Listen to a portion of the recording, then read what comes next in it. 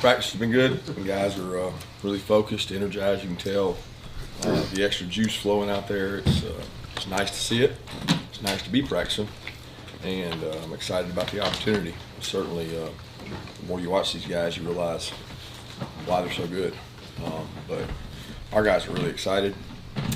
They've had two really good practices in the books, and got to be smart about how you practice this time of year. So we're having to do tempo walks, do some good on good, try to take care of their legs, but at the same time expose them to what is going to be a really physical, good football team.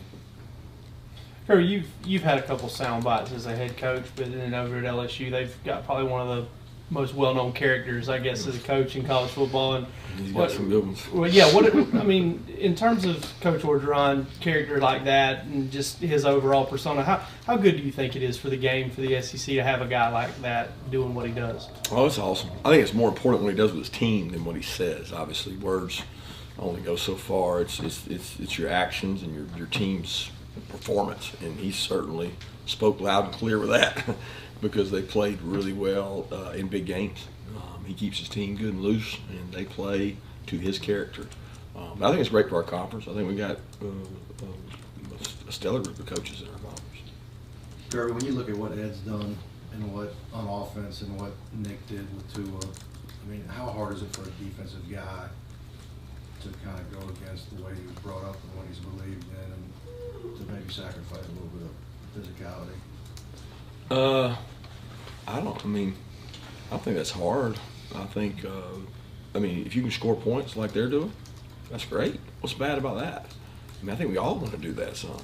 It's not who we are. I mean, we don't have a team built like that.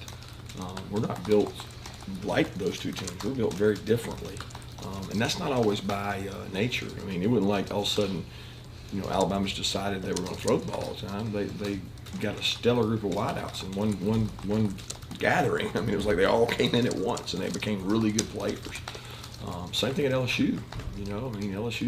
They've had good wideouts over the years, but they got a really stellar group at the same time, along with a transfer quarterback that has been impeccable.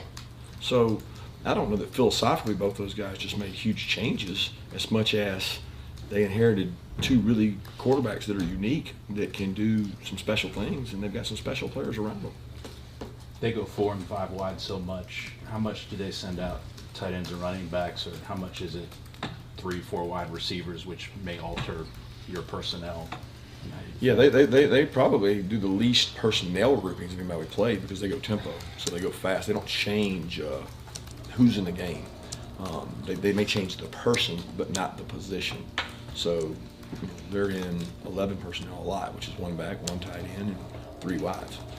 It may look like 4 or 5 wides because they're all out there and they're all really good receivers, and they're really good skill players. So that's what makes them unique, but it's not necessarily 5. This team is really good for them because they can do all things with the same people. So when you take this grouping and you say, well, this is the empty grouping. Oh, okay, this is the big bulla 12 hitch in the mouth grouping. They do it all with the same grouping. So then you're forced to decide, what do I want to try to take away? And that's tough. You mentioned yesterday that LSU, their offense, if there's a weak link, they find it. As a coaching staff, one, how important is it, and how much emphasis do you put on the process of doing that yourself? And 2, at what point during the week do you kind of get that nailed down? Is it on Sunday, or do you kind of get the feel for it as the week goes on? Finding the other team's weaknesses, finding the areas that you think you can exploit. Does it happen right away? Does it happen throughout putting in the game plan? I mean, they're trying to find our weak links. They don't have a lot of. They got good football players on the field, and they got a good quarterback, and they got a very experienced O-line. So it's not like there's a lot of weak links out there for them. You put the game plan together and you look at pictures and say, ooh, that doesn't look good, and you might move this, change that, tweak people around. And philosophically, you got to feel like, what am I willing to expose myself to risk on? And that's the hardest decision, because ultimately they got good players out there, a lot of spots. Kirby, this will be the 4th Georgia LSU SEC championship game. What do you remember about 2005 as an assistant coach? Man, I remember stuff after the game. You know, it's my first SEC championship that I was ever a part of. Number one, number two, to win it was pretty special. I remember taking pictures afterwards and shocked they played well of the game, and it was like the pinnacle of my career at that point because I'd never played in an SEC championship. I'd never really been even close to one, and to win one, it was pretty special because you don't know if you're ever going to get that opportunity when you play and you coach, and that was a special time.